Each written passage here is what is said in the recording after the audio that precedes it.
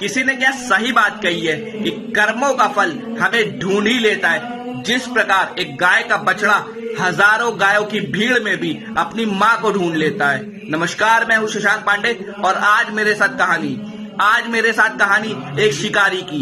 एक ऐसा शिकारी जिसका निशाना बहुत ही अचूक होता है। जब वो तीर चलाता है तो हर बार उसका तीर निशाने पे लगता है।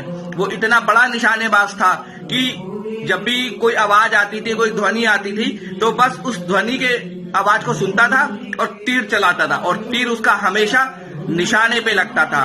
इतना बड़ा शिकारी था कि उसका खुद का बेटा उसका बहुत बड़ा प्रशंसक था और कहीं भी जाता था तो सबको बताता रहता था कि मेरे पिताजी बहुत बड़े शिकारी है, बहुत बड़े तीरंदाज हैं। वो आवाज सुनते हैं और तीर चला देते हैं और उनका तीर हमेशा निशाने पे लगता है। तो ऐसे ही एक बार की बात होती है कि उनका बच्चा सोचता है कि एक बार तो मैं अपने पिताजी को देख के रहूंगा कि वो किस प्रकार से शिकार करते हैं, क्योंकि उसने सुना होता है, देखा कभी नहीं होता है। तो वो सोचता है एक बार तो मैं देख के रहूंगा। तो एक बार की बात होती है, वो शिकारी जंगल में शिकार करने के लिए गया होता है। मौसम बहुत अच्छा था, मौसम बहुत सुहाना था।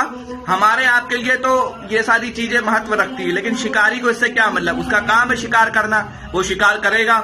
और वो इस बात से अनजान था कि पीछे पीछे उसका बच्चा भी आ रहा है, क्योंकि बच्चा चाहता था कि मैं अपने पिताजी को देखूं कि पिताजी कैसे शिकार करते हैं। लेकिन उसके जो पिताजी थे, जो शिकारी था, वो नहीं जानता था कि पीछे पीछे मेरा बच्चा आ रहा है। तो ऐसे ही एक हिरन का बच्चा था, बहुत खूबसूरत सा बच्चा था।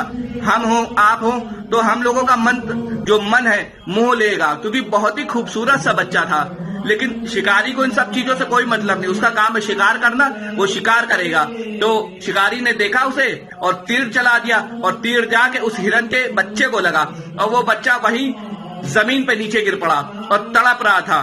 तो जो उसकी माँ थी हिरन, उसने देख लिया और उसने शिकारी को भी देख लिया। लेकिन माँ तो माँ होती है, वो शिकारी की चिंता ना करते अपने बच्चे के पास जाती है और उसका घाव चाटने लगती है, क्योंकि वो सोचती दर्द कुछ कम हो जाए, घाव सही हो जाए। लेकिन शिकारी खुश हो गया कि अरे वाह, आज दो शिकार मिलेंगे।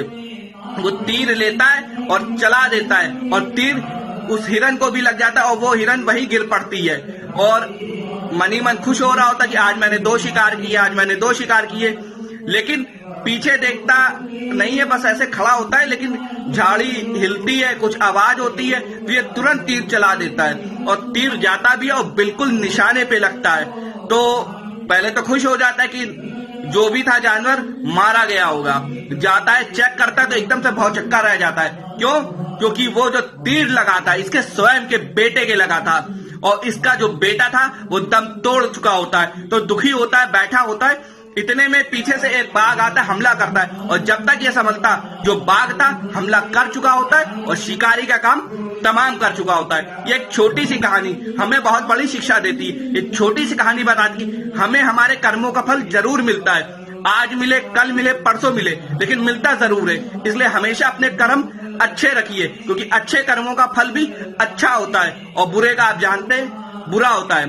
जय हिंद, जय भारत, भारत माता की जय, वंदे मातरम।